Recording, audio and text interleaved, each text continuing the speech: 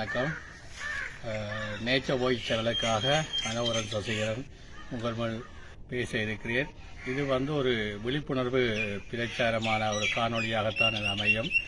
காரணம் என்னவென்றால், இதோ இப்பொழுது பார்க்க போகிற இந்த மாமரத்தை பார்த்தீர்கள் என்றால் உங்களுக்கு விளங்கும். அதாவது எமது 2 அடி 3 அடியிலேயே இந்த மரம் பூத்திருப்பதை காண்கின்றோம். பார்ப்பதற்கு மிகவும் அழகாக இருக்கிறது. எல்லோருக்கும் சின்னனில் மாமரம் பூத்து விட்டது, சின்னனில் எல்லா மாதுளை மரம் பூத்து விட்டது, கொய்யா மரம் பூத்து விட்டது என்று சந்தோஷப்படுவோம்.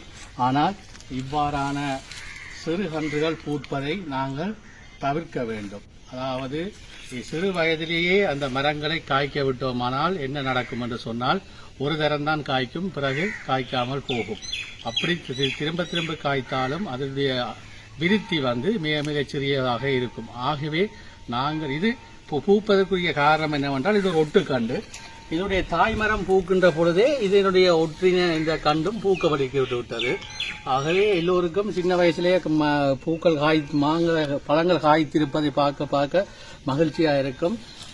நாங்கள் கூடுதலாக பண்ணைகளுக்கு போனாலும் சிறு வயதில் பூத்திருக்கும் மாதுளங்கண்டு, மாங்கண்டு, கொய்யா கண்டுகளைத்தான் வாங்கி வீட்டில் நடுகின்றோம். அவ்வாறு நடுவது மிக மிக தவறானது என்றதுதான் என்னுடைய கருத்து. காரணம் என்னவென்றால், சிறு வயதிலேயே இதுவற்றை காய்க்க வைத்து விட்டால் இந்த மாமரங்கள் பழுதாக போய்விடும். தொடர்ச்சியான பயன்பாட்டை நாங்கள் பெற முடியாது. ஆகவே இக்காணொலியை காண்பர் எல்லோரும் ஒரு விழிப்புணர்வு செயல் திட்டமாக இப்பொழுது இந்த மாமரம் பூத்திருக்கின்றது. நான் என்ன செய்ய போகின்றேன், இந்த பூக்களை கசக்கி விட போகின்றேன்.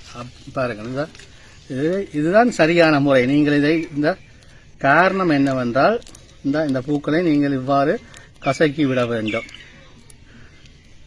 கசக்கி விட வேண்டும். பாருங்கள், சின்ன சின்ன காயெல்லாம் வந்திருக்கு.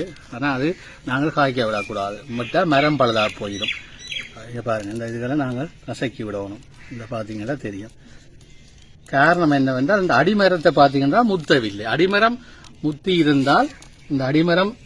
இருந்தால் நாங்கள் இவற்றை காய்க்க விடலாம். இவை அடிமரம் சிறு வயதிலேயே இவைகள் காய்க்க வலிக்கிடும் பொழுது பாரிய இன்ன பிரச்சனைகள் மரங்களுக்கு தொடர்ச்சியாக ஏற்படும்.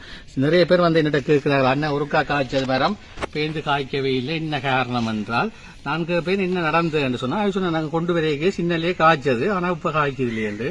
அதுக்குரிய காரணம் இதுதான். எதுக்கும் வளர்ச்சி படிநிலை என்று இருக்கிறது. அந்தந்த பருவத்தில் தான் அதை நாங்கள் செய்ய வேண்டும்.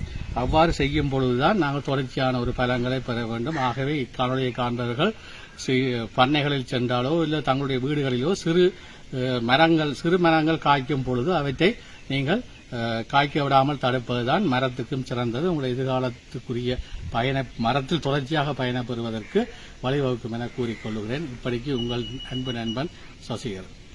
சரிங்க.